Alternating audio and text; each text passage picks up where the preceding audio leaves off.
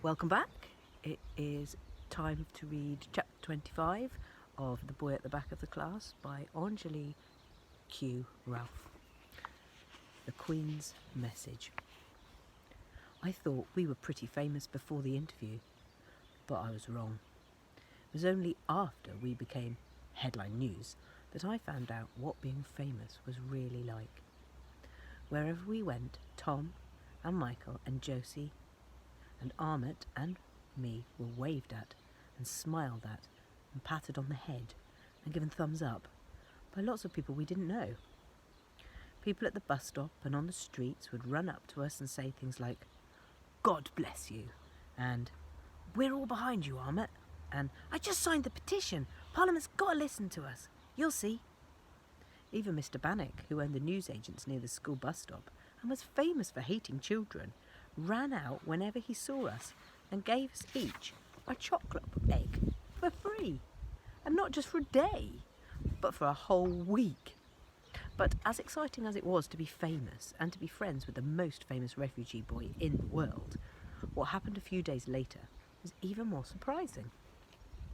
On Wednesday morning, just 6 days after we had done the interview, we arrived at school ready to play football but couldn't find Armit anywhere in the playground. When the bell began to ring, we headed straight to class. But when we got to our class, he wasn't there either. Neither was Ms. Hemsey. "Probably just late," shrugged Josie as we sat down. But Armit was never ever late. I looked over at Mrs. Ken and wondered if I should ask her. She was getting busy, getting the class to sit down, but she looked happier and couldn't stop smiling, even when she was telling Clarissa off for being late. After registration, Mrs. Ken said that Mrs. Bourneville was going to take first period today, as she had something to do. Then she came over to me and Josie and Michael and Tom and told us to come with her. "Are we in trouble?" whispered Tom as we followed Mrs. Ken down the corridor. "But we haven't done anything, have we?" whispered Josie. I didn't say anything. Me and Michael just looked at each other. Mrs. Ken knocked on Mrs. Saunders' door and waited for her "Come in" before she pushed it open. The first person we saw was Armit. He was perched on a chair, his face looking surprised and serious and happy, all in one go. Sitting on one side of him was Miss Hemsey, whose cheeks were pinker than I had ever seen them, and on the other were two men. They each gave me a wide smile. For a moment I couldn't remember how I knew them, and then Tom gave a gasp. "It's the Queen's Guards," he cried out, punching me on the arm. He was right. They really were the Queen's Guards, except they were dressed in suits and didn't look so giant because they weren't wearing their tall black hats. As I walked in, they stood up and gave us a salute. Josie squealed in delight, and Michael was so excited he shook hands with both of them at the same time. I looked over at Armit, who, on seeing that we knew the guards, was now smiling at them fully. Come in," said Mrs. Saunders, waving us to our seats and peering over her glasses at us. "Children, these gentlemen have a very special message to give to you," said Mrs. Saunders. "We certainly do," said Lieutenant Kungu. "It gives me great pleasure to present you with this very special message from Her Majesty, the Queen." He took an envelope from the inside of his coat and held it up. "And seeing as how the greatest idea in the world was your idea, how about you open it?" he said, as he held the envelope out to me. It was large and square and cream and had the curliest writing on it that I ever saw. As I took it, everyone crowded around me to stare at it. I turned it over. On the back was a large blob of red candle wax.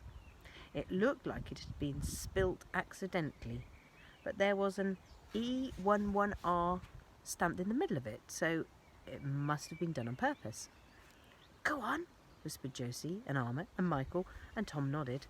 Carefully peeled off the wax blob and pulled out the letter. The writing was so curly and scratchy, and I was so nervous that I couldn't read the words. Seeing me struggle, Mrs. Ken came and stood behind me. I gave her the letter so that she could read it out loud instead. This is what it said.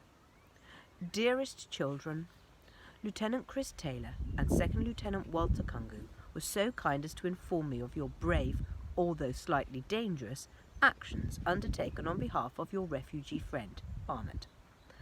I have now also received the letter you had written to me on the subject beforehand. Thank you for the very colourful envelope and the lovely stamps. Purple is quite my favourite colour. I was very sorry to hear of Ahmet's plight. I have heard of many little boys and girls like him. Thanks to your brave actions, lots of people from all over the world are working together to try and locate his family. I know they will all be trying their very best, and I look forward to hearing of their safe arrival in the United Kingdom, or Queendom, as you so nicely put it, soon. My lieutenants tell me that you had brought tea and biscuits and gifts in the hopes of sharing them with me. That was a lovely idea. I am unfortunately scheduled to go on a small tour across Britain this week, but when I get back in a fortnight's time, I should like nothing better than to invite you all to have tea with me at the palace. Until then, I must ask you to please do not go running after any more of my soldiers. It was awfully dangerous, and I am most relieved that you were not hurt. Any letter addressed to me will always reach me, and I do like to receive mail, especially one so beautifully decorated and written with such care. With my fondest best wishes, Elizabeth R., 92 years old. Mrs. Ken had read it out loud for us, and Miss Hemsey had finished telling Ahmet what the letter said. We all sat in silence. I guess there are just some things that even grown-ups don't have any words for. And a message from the Queen is one of them.